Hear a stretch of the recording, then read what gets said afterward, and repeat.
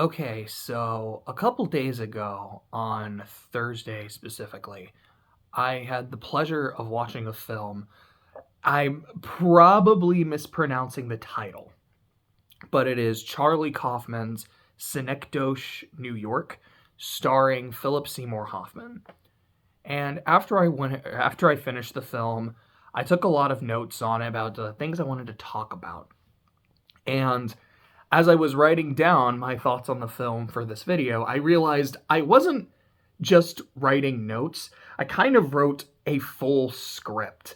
So rather than my usual video of me just sitting here talking and looking at my notes occasionally to make sure I haven't forgotten anything, I'm just going to be reading off of a script and trying to look up and make eye contact, not technically looking at anybody, but you know what I mean. I'll probably doing it more like that.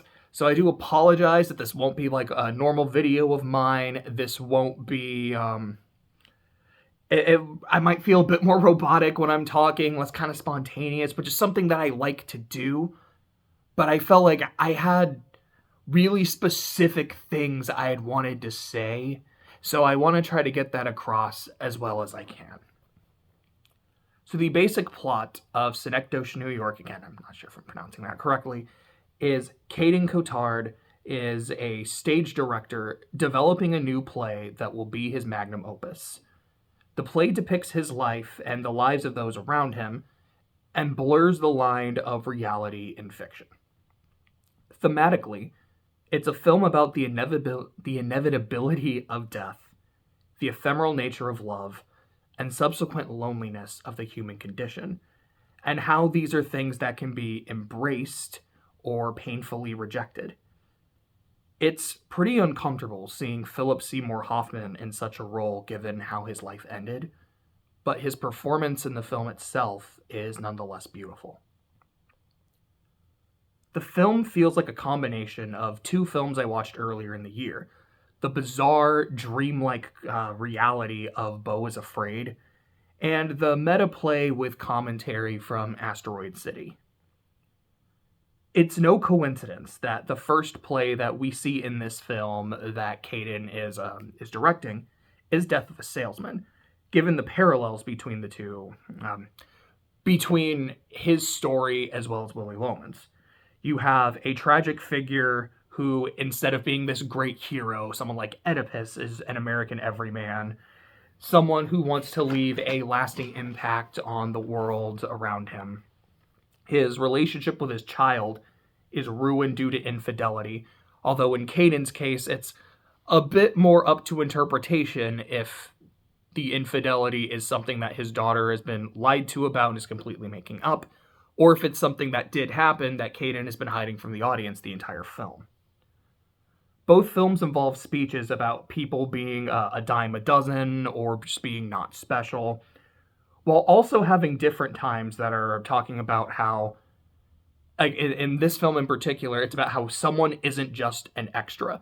Everyone is the main character of their own life. And similar to how at the end of Death of a Salesman, you have the speech of how, attention must be paid. Both protagonists are losing their grip on reality as the stories progress, and, of course, both of them end with the protagonist dying by the end. It's kind of funny how similar this was to Death of a Salesman, because about a day or two before I actually decided to watch the movie, randomly the play came into mind.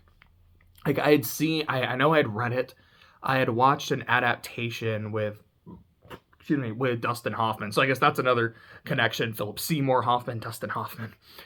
I just kind of remembered, I was like, hey, I remember watching it and reading it, and I didn't really get into it, but I probably just wasn't in the right frame of mind. Maybe I should check into this more, and just looking it up. And then the next day I watched this movie. I'm like, hey, it's Death of a Salesman again.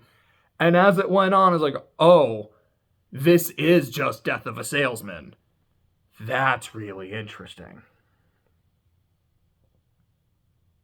Sorry, I did go on a bit of a tangent that wasn't quite in my notes. I'm a little lost for a second. But my interpretation of Caden Cotard is twofold. First, He's a man with a desire to leave his mark and be remembered.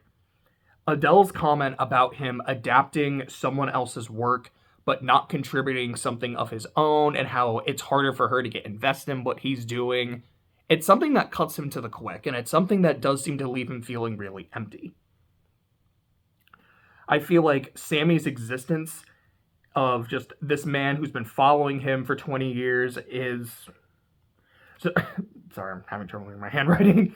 But how Sammy's existence is kind of a reflection of Caden's self-importance, and how he wants to be someone who's that big. Like, he wants to be someone important enough to have someone that's been following him and that knows him so well. Second, I don't think that Caden wants to be a man at all. There are a few moments sprinkled throughout the film of him kind of alluding to him maybe wanting to be a woman. There's a scene where he comes back from Adele's apartment and Claire says that he smells like menstruation. And he's like, that doesn't make sense. Like, why would I smell like that? There's the fact that he never seems to feel comfortable in his own body throughout the film.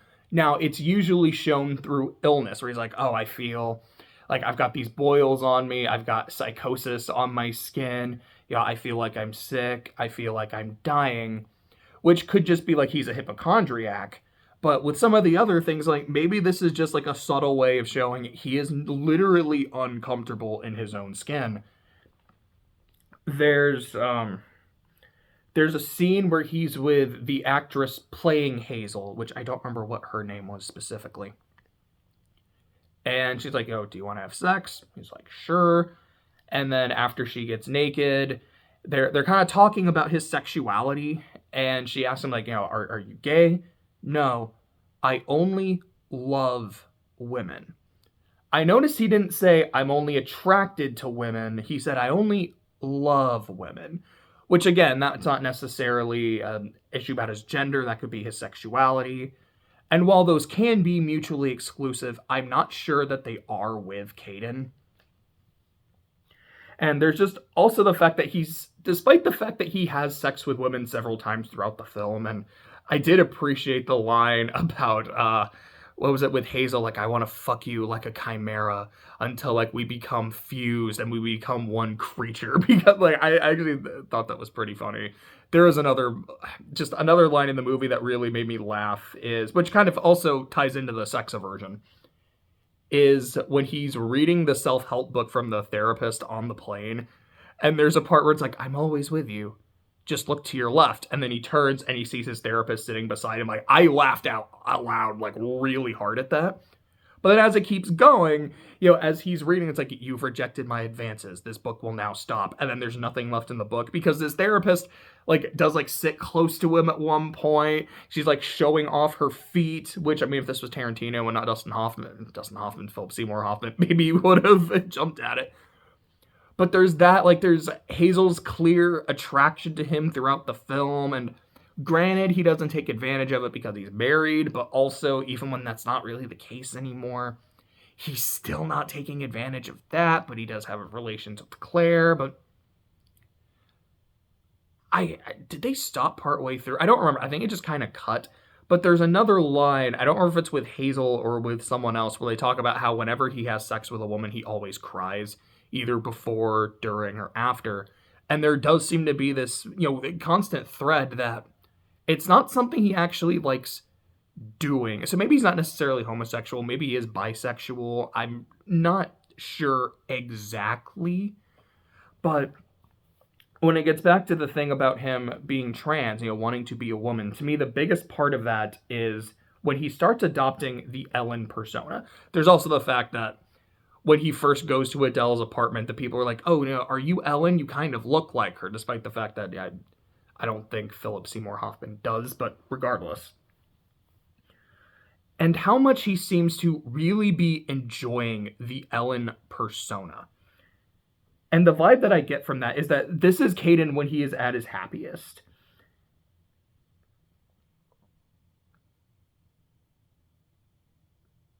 Oh, sorry, I was trying to read what my notes said there. I was like, what exactly did I write? I wrote, Caden is at his happiest when he's not a him, which is when he is allowed to be Ellen. And I know it's like not long after that is when Sammy kills himself, and it's like, yeah, like at this point, he doesn't need that sense of self-importance. He's allowed to just be happy. And so because of that, he doesn't need a Sammy anymore. He also doesn't need to be alone, because it's after this starts to happen, he's able to accept that love from Hazel, and he is able to lay with her and have sex with her. Unfortunately, she dies like right after, which the fact that she was living in a burning house, I'm like, that probably symbolizes something. I don't know, but I just kept thinking of the Talking Head song, Burning Down the House, like every time I saw the house. While he's Ellen, Caden is honest for once in his life and is capable of happiness right before his end. And the fact that at the end, he's like, I finally know how to make my play, and then he dies, I don't see it as sad. I see it as less of like, it's like he was finally able to figure it out, but he died before he was able to explain it. He died before he was able to perform his great work. What a fucking tragedy. Excuse me. I see it more as, now that he has been like living fully as the Ellen persona for quite some time, it's given him this real sense of clarity. And it's like, again, it's like he doesn't need to be self-important. He doesn't need something he has to leave behind. He's finally able to be happy, and so he's able to finally rest. So that's my interpretation of Caden, and the message I personally take from the film is that life exists to be lived.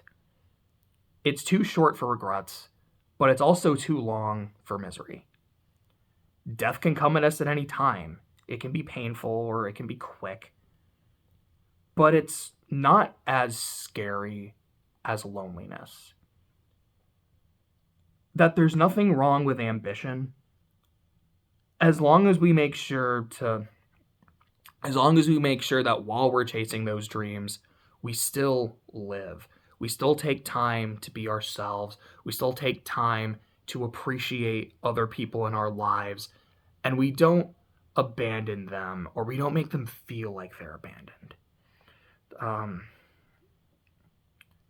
It's a movie that when I finished it, also while I was watching it, but I just felt really sad, but kind of really hopeful at the same time. Overall, like I said at the start, I think this is a beautiful film, and I would highly recommend anyone who hasn't to go see it.